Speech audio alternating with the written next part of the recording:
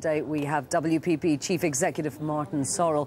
With the possibility of a double-dip recession still very real, the advertising industry is a bellwether right at the economic front line. Well, I sat down with him to discuss his outlook for business. We also talked to Rupert Murdoch's bid for BSkyB and, of course, a much-discussed subject right now, BP. And with it being such a world-dominating story at the moment, I have to ask you about BP. We talked a little bit earlier about President Obama. What do you think of how BP has handled this crisis and indeed... Well, it's exceptionally difficult. I mean, I think the first order of business has to cap the well. And once you've done that, which is easy to say in Farm Street here in London, but very difficult to do, once you've dealt with that, then everything else falls into place. The other major difficulty here is this is a major political issue, as you know, you don't have to say that. I mean, the President of the United States addressing the US population for one of the first times since he's been in the White House from the Oval Office, saying what he said in relation to BP, saying what he said in relation to the issue and what it means for energy policy in the United States. Obviously, this is highly political. He has midterm elections. You know, the American president gets elected every 2 years, not every 4 years. And you've got these midterm elections in November.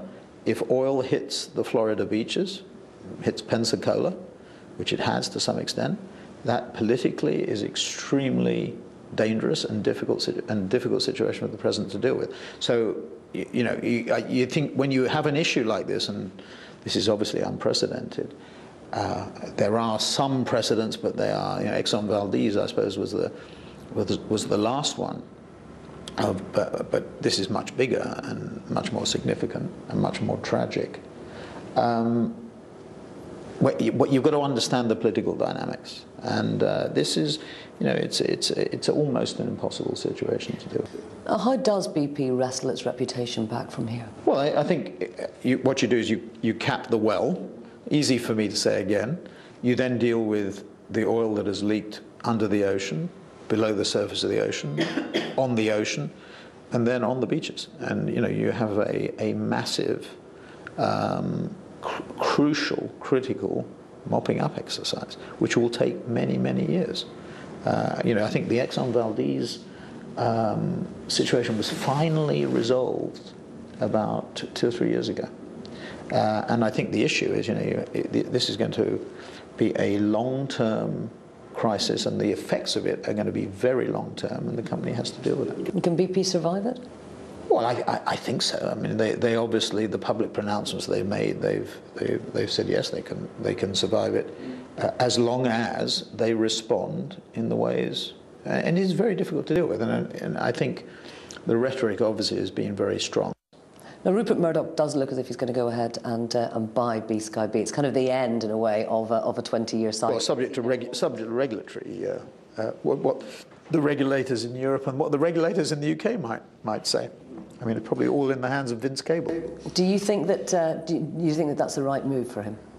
I have no doubt. I mean, I don't think Rupert has ever, you know, knowingly anyway, made a move that was less than shrewd. No, I'm sure it's right. I'm sure pay TV, I don't know what proportion of News Corp, if BSkyB was to be successful, would be pay TV, but my guess is it would be a half.